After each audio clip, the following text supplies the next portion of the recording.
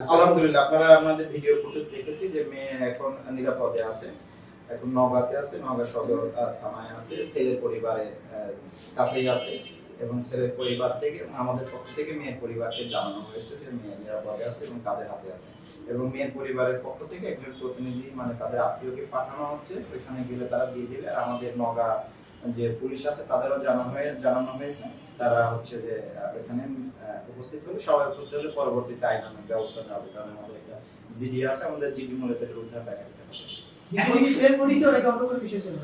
এখন আমরা মোটামুটি নিশ্চিত এটা প্রেম ঘটিত বিষয়, কারণ জিডিতে মেয়ের বাবা নিজেই এখানে অ্যাড করেছেন যে তার জিডিতে মেয়ের বাবা নিজেই এখানে আসলে অ্যাড করেছে যে মেয়ে প্রেম ঘটিত বিষয় আছে, অনেকগুলো সিসিটিভি তাদের চ্যাটিং আছে বিভিন্ন সময়। এইটা পরে আমরা দেখলাম যে মেয়ে আগে থেকে পরিকল্পনা করতেছিল যে সে পালিয়ে যাবে তার মানে অতীত বয়ফ্রেন্ডের সাথে। পরবর্তীতে আপনারা দেখেন যে সিসিটিভি ফুটেজ আমরা কালেক্ট করেছি এবং তথ্য প্রযুক্তির সহযোগিতা নিয়ে আমাদের বিভিন্ন টিম কাজ করেছি। সর্বশেষ আমরা নওগাঁ থেকে সন্ধান পেয়েছি এবং মেয়ে হেফাজতে আছে এবং ভালো আছে, মানে তো ভিডিও পেয়েছি। পরবর্তীতে কি মেয়ে আসলে প্রেমিকার বাসাতে থাকবে না পুলিশের হেফাজতে নেওয়া? দেখেন, মেয়ের বয়স 11, এখানে মেয়ের মতামত নেওয়ার কিছু নাই, কারণ 11 বছর বয়স হলে তার মতামত দেওয়ার সক্ষমতা থাকে না। আমরা করব, যেহেতু মেয়ে হেফাজতে আছে ছেলের বাড়িতে, মেয়ের পরিবারের লোকজন যাক, আমাদের পুলিশ তো আছে, উভয়ে বসে আমরা আইনানুগ যেটা সঠিক ব্যবস্থা নেওয়া হবে সেটাই আমরা।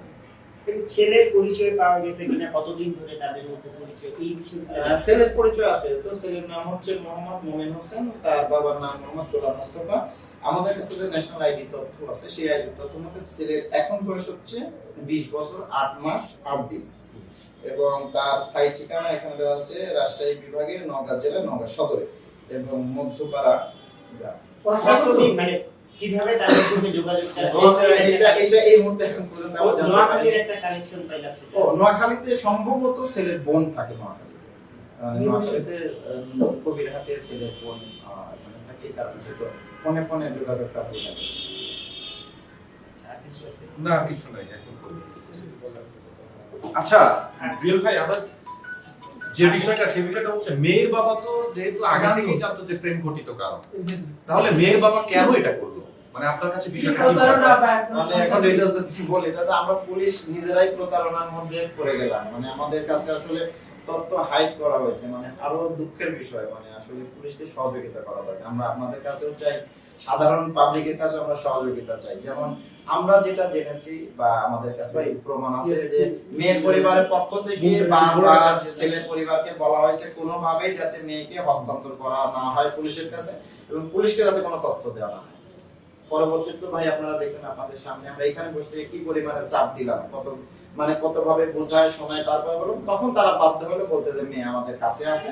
পরবর্তীতে ওনারা ভিডিও দিল, আপনাদের সেটা পাঠাইলাম। এখন যদি আমরা তো এমনি পুলিশের মানুষ সংখ্যা কম জনগণের তুলনায়, যদি আমাদের জাতি জনগণ আমাদের যদি সহযোগিতা আপনারা না করে, তাহলে যে আমরা কালকে থেকে আমাদের শত শত পুলিশ, আমাদের সাংবাদিক ভাইরা আমরা যে দিন রাত না খেয়ে পরিশ্রম করলাম, আমাদের পরিশ্রমটা মানে এইটা তো আমরা আরো ভালো কাজে ব্যবহার করতে পারতাম না। এই যে পুলিশকে এক ধরনের প্রতারণার মধ্যে ফেলে পুলিশের এই মূল্যবান সময়কে, সাংবাদিকের মূল্যবান সময়টাকে নষ্ট করা হলো। এই জন্য আমরা জাতি সবার কাছে অনুরোধ করতেছি, সঠিক তথ্যটা আমাদের কাছে দেন।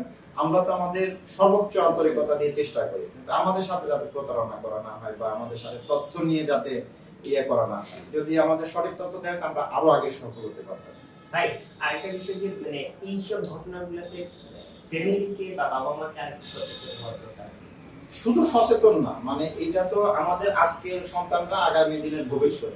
তো আমাদের বাবা মা, আমরা তো বাবা মা, আমরা যদি আমাদের সন্তানদের দেখে শুনে না রাখি, এই যে চলে গেল হারিয়ে গেল, মাঝে মধ্যে কিন্তু এইভাবে কেউ অপরাধের শিকার হয়, কেউ হত্যাকাণ্ডের শিকার হয়, কেউ ধর্ষণের শিকার হয়। এই আমাদের এই ভুলের কারণেই তো।